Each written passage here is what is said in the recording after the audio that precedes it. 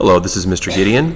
This recording is for any students that were not able to come to the summer school orientation for AP Economics Online, or if you just want to be able to see things again because you feel like you missed something. So what I'm going to do right now is just spend a few minutes walking you through what it looks like for summer school. The course that's on Blackboard isn't completely populated with all the information you're going to need. It's not going to happen until the first day of school on June 20th. But let's go and take a look. So if you go into Blackboard and log in, it should look something like this. You're going to click on the course right here that says AP Econ Gideon Summer. When you go in there, you'll see that I've already got some resources available for you, particularly a course outline that you can see under course information. So if you click there, that link is available to you, as well as a master Word document of notes for the AP class. That document is still a work in progress, so it's not going to be complete until we start summer school. Just a little word to the wise. Let's go into assignments though, because the same information that you need can be found there, and this is what I want you to kind of treat as your home base over the course of summer school. And if we find the same document, Summer School Outline, as the first link there, let's go ahead and click on it and open it up. So for summer school, as you just saw, this is the title of the class. And in the outline, you'll notice right here that starting this summer and then into next year, any student that wants to log into Blackboard is going to need to use their Net Classroom ID and password. So that's a change that's going to be implemented soon. As you can see also here, the dates for summer school are June 20th through July 29th. The best way to get in touch with me over the summer is via email. I thought about the possibility of having office hours during the week, and during those times saying, okay, I'll be available for a set amount of time, maybe let's say 2 hours, to answer your questions. But I really feel like it's better just to be flexible and allow you to email me whenever you have questions. There's also some ways for you to get feedback throughout the term. For instance, the use of discussion boards.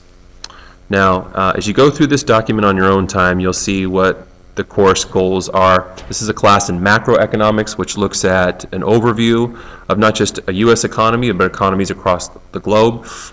So one of our goals is to introduce you to this field of macroeconomics, also to teach you economic concepts and analytical skills, as well as to prepare you for the test approximately a year from now, the AP exam in May.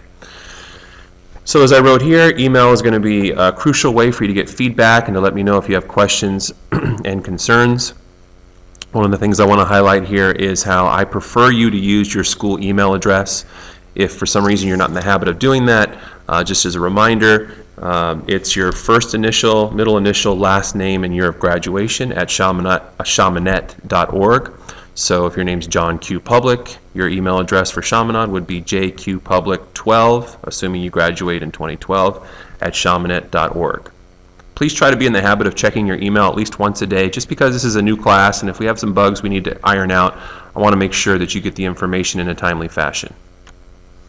Now here are some facets and tools of the class that we're going to use. One is that you need to use your Chaminade laptop for this class. You may have other computers that you want to use, and it's possible that we can get away with doing that, but I really believe that the most consistently using your laptop is going to be the best way to go forward, especially when we get to the part of the class where we're doing a lot of graphing. So you might have a Mac. I'm not certain that your Mac's going to be compatible for the purposes of this class, so just make sure that you've got your Chaminade laptop at home and that you're using it every time you do something for this class. If for some reason you have trouble with your laptop, obviously it's summer, you're at home, the people that normally operate the laptop hospital will be available to fix your laptop or looking into any issues. You just have to email them and set up an appointment. I would say normally you could expect the next day or 2 days from the time you email them being the earliest you can expect to get an appointment, and you're going to have to bring your laptop to school to have them take a look at it. The textbook is Economics by Roger Arnold. There's approximately 19 chapters that we're going to be covering over the course of 6 weeks, so that comes to about 3 chapters per week in terms of timing. And what's going to happen is that you're going to have 3 days each week where stuff is going to be due. You're welcome to work ahead if you'd like, but the 3 days are going to be Tuesdays, Thursdays, and Sundays. And at 11:59 p.m. on those days, you'll have a clump of work that's associated to a chapter that's going to be due. So for instance, first week of school, Tuesday that night before we get to Wednesday, all the stuff for Chapter 1 will be due. Thursday night, all the stuff for Chapter 2 will be due. Sunday night, all the stuff for Chapter 3, and then we repeat. So you have one chapter that includes readings, looking through notes, listening to recordings and watching recordings on YouTube like this one, and then doing quizzes and assignments all by that deadline. So they're clumped that way. But as I said before, especially for those of you that have travel plans that don't want to miss deadlines, you're welcome to work ahead. If you do miss a deadline, you're just going to get it 0, so you really want to plan your time accordingly.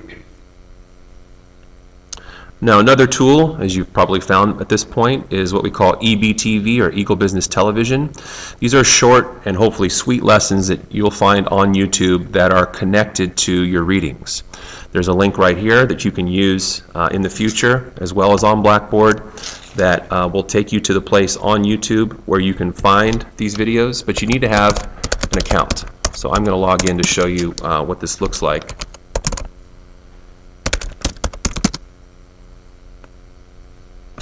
It's going to take you to a part of my account, or my channel, if you want to call it that, on Eagle Business, that has videos for summer school and also videos from before summer school.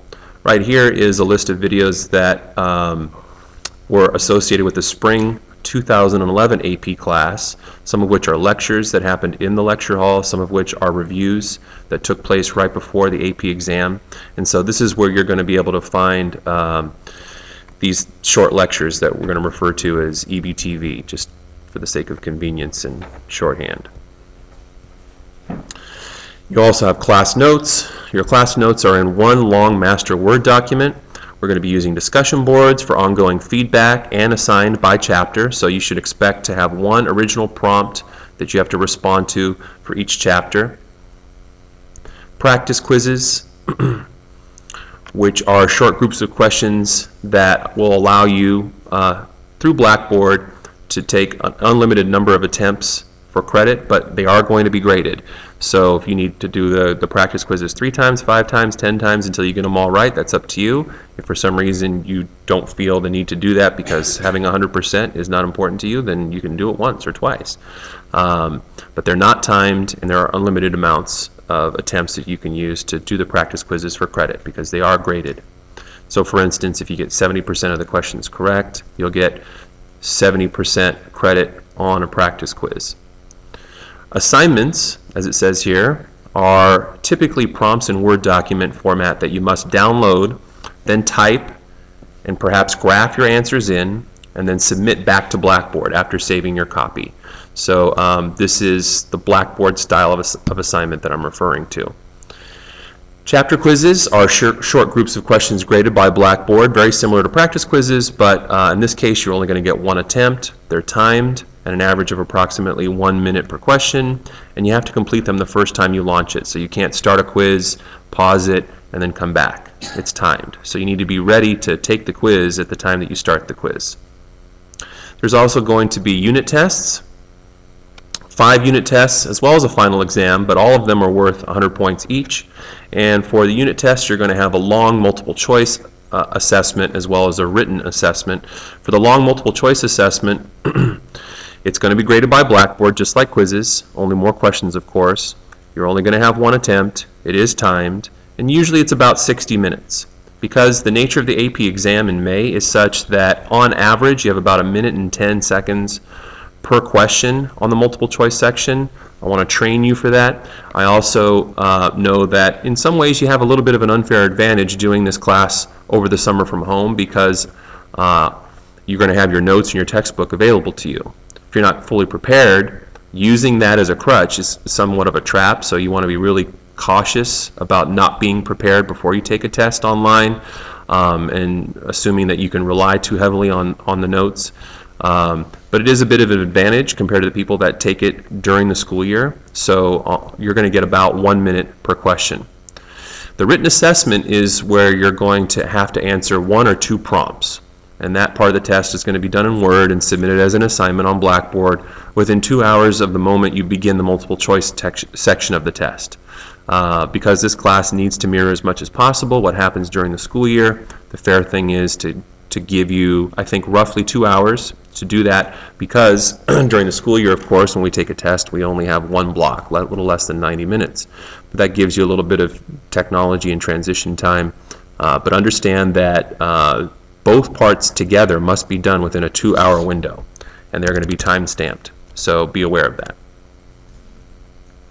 The final exam, as I said, is worth 100 points, and it is cumulative. So it covers everything from the beginning of the term. But as I said before, it's important that even though, of course, you're going to have your notes available to you and your textbook available to you when you're taking quizzes and tests, you don't want to rely too heavily on them during the course of a test or a quiz, or you're just going to run out of time, and the questions that you don't answer will be counted wrong. So just make sure that that you really feel prepared before you go ahead and start the quizzes and tests. Now here are some point values for the different things they're going to be due over the course of the term. Discussion boards, you're going to have to do 1 entry per chapter, 5 points for each, where you respond to a prompt, and that'll give you 100 points total. Practices and practice quizzes and assignments, approximately 20 total, 10 points each, for a total of 200 in this category. We plan on having you do 1 quiz for each chapter, so that's approximately 20 points each. That gives you a total of 400, and then the 6 tests at 100 points each gives you a total of 600. You can also see here the names of the units that correspond with these tests. So we start with basic economic concepts. Macroeconomic measurement talks about inflation and how to calculate GDP, and what was the last thing? Oh yeah, employment and unemployment. And then we move on to policy considerations. As a matter of fact, if we go back to Blackboard here, you'll see that each of these units has a folder set up that doesn't have anything in it yet, but will hopefully make it more convenient for you to find the resources that are going to be due at certain points throughout the semester, unit by unit. Now, what's not available yet, but what will be available on the first day of summer school, is a comprehensive syllabus that says, chapter by chapter, what exactly is due. So right now we're obviously just doing an outline, so you have a general overview of how the class works. Later on you'll have another document here under assignments that gives you detailed instructions for what is due and when it's due.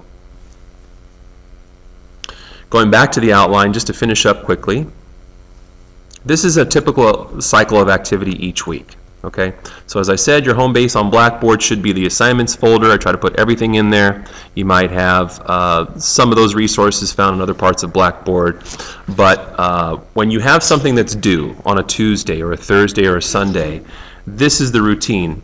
You should read the assigned chapter in the text, then view whatever EBT TV videos have been assigned for that chapter, as well as looking at the master document of notes. Then do a discussion board entry that responds to a prompt.